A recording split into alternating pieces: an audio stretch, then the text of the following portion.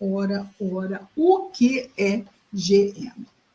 Essa aqui é a tradução do Haroldo Dutra Dias, não é?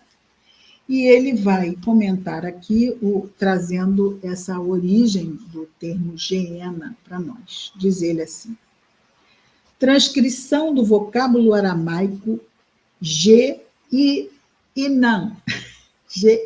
Vale do Inom, local em que estava situado o altar de Moloque. Moloque era uma divindade voltada ao mal, ok? Onde eram queimadas vivas as crianças em oferenda àquela divindade pagã. O rei Josias destruiu o local de culto em Jerusalém, transformando-o em depósito de lixo de Jerusalém e monturo, quer dizer, lixo e restos de um montão de coisa, onde se lançavam os cadáveres de animais, para ser tudo queimado. Após a morte do rei Josias, porém, o culto a Moloque foi restabelecido. Os apócrifos atribuem ao vale o símbolo de castigo dos maus. Então, havia também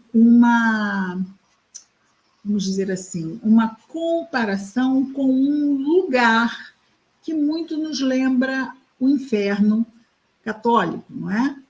Então, este Geena nos lembra muito o inferno católico, onde há muito fogo. No entanto, enquanto que no inferno há um fogo que tortura, espiritualmente, a ideia de fogo não está ligado à tortura. Imagina, Deus Jesus, como Messias, não ia usar um termo que desse uma ideia de que o pai tortura seus filhos. Não é uma questão de torturar, é uma questão de purificar. Ok? Só que vimos, não é, neste personagem do livro Memórias de um Suicida, que o processo de purificação dele é um processo que veio com a dor. Não é? Um processo que veio com a dor. E quantas vezes encontramos nas nossas vidas imortais a dor? Toda vez que fugimos de cumprir as leis de Deus. Vem a dor para nos purificar daquele mal do qual contaminamos o nosso espírito, a nossa mente, a nossa consciência. Esse processo é um processo educativo. Quando nós, vamos dizer assim, tiramos uma nota terrível numa prova, precisamos refazer a prova. E para qualquer aluno, refazer uma prova é doloroso.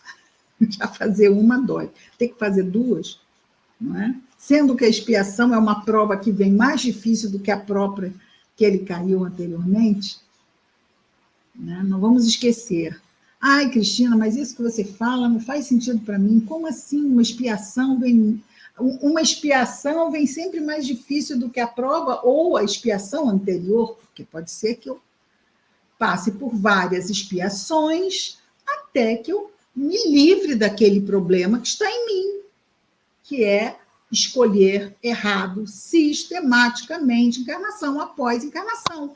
E toda vez que eu escolho errado, né, tem a questão da plantação e da colheita, lei de causa e efeito, eu sou responsável pelas consequências da minha escolha infeliz.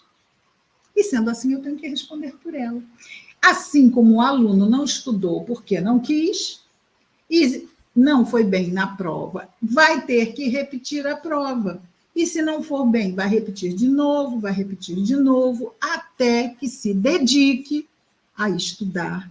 Por quê? Porque vem mais difícil exatamente para provar essa teoria. Olha, você podia ter passado naquela prova. Tanto podia que você vai passar nessa agora, que está mais difícil que a primeira. Se está mais difícil do que a primeira, é porque você podia ter passado da primeira. Não passou porque não se preparou. E se não se preparar para a segunda, vai enfrentar a terceira. E se não se preparar para a terceira, vai enfrentar a quarta, mas mesmo na quarta. Porque Deus é tão misericordioso que ele sempre nos oferece uma versão, tipo assim, vai lá, se você fizer isso aqui, isso fica para trás. Aí a gente diz, não consigo, que a gente já sabe a tradução, né? O que vem na legenda é o quê? Eu não quero isso. Aí ele diz, não tem problema, daqui a pouco eu te ofereço de novo. Até que nós vamos cansar de consequências infelizes, lá vou eu de novo fazer a prova, lá vou eu de novo fazer a prova. Ah, não quero mais fazer a prova, desta vez eu vou estudar para passar. Olha, inteligência emocional, né? Chega de dar murro em ponta de faca. Como nos diz Joana de Ângeles, mas sobre. Ah, sim, você escreveu antes. A dor no nosso processo evolutivo é necessário, mas o sofrimento opcional. Quando a gente está no nosso estado, né? Claro que a doutrina espírita nos ensina, né, Rita, a nós estarmos passando pelas dores com entendimento. É aquele ouvir que nós vimos lá na prece inicial, não é? Esse opcional fica parecendo assim, que é com cobertura ou sem cobertura. Não é assim, um opcional consciente, não é? Não é um opcional consciente, mas é isso mesmo, né? Ela trabalha muito as questões da psicologia profunda, né? Continuando cá. Onde estávamos? Estávamos falando do Geena, né? E ele vai dizer, é melhor para ti entrar na vida mutilado do que tendo duas mãos ir para o Geena, para o fogo inextinguível. Ele é inextinguível. É um lugar que nós poderíamos até mesmo achar no nosso planeta mesmo um lugar físico, não é? É onde estão esses espíritos endurecidos quando retornam para o invisível. Eles vão às alturas onde está a luz? Não. Eles vão ficar numa região de sofrimento. E é uma região de muito sofrimento, porque ali estão muitos espíritos que fizeram inúmeras escolhas infelizes. Então, estão com remorsos, revoltados, muitos, porque não entendem, né, o que está acontecendo. Ah, mas eu ia ao culto, eu dava não sei quanto. Como assim eu estou passando por isso? Porque vibração não se compra, não é? Não tem aquela história de que caixão não tem gaveta. A gente não leva nenhum tipo de recurso para lá. A única coisa que a gente leva de herança da nossa encarnação foi o bem que fizemos e o bem que deixamos de fazer. Não é? E aí vamos ter várias gradações para o bem que deixamos de fazer, até mesmo o de maltratar outras pessoas com a nossa imaturidade. Então, acho muito interessante, porque quando Jesus fala isso, me lembra sempre esse personagem de Memórias de um Suicida.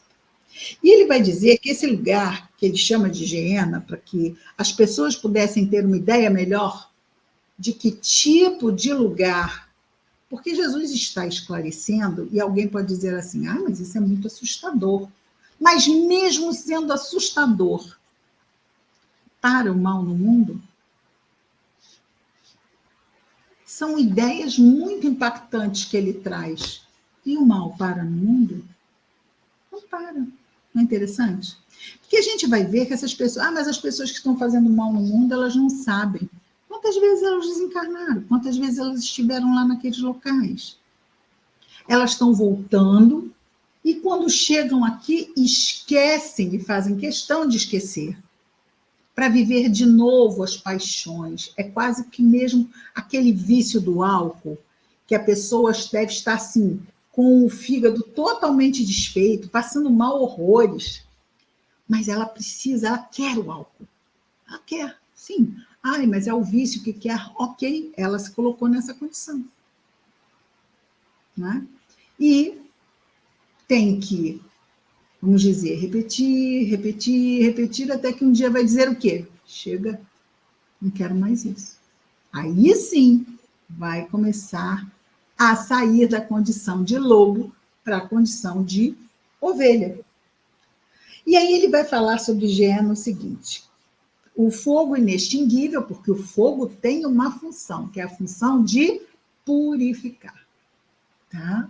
Esse fogo que nós vemos nas imagens, né, que foram, vamos dizer assim, tidas a partir da ideia do inferno, como ele foi sendo levado à mente das pessoas, que havia um fogo mesmo que torturava aqueles que estavam ali.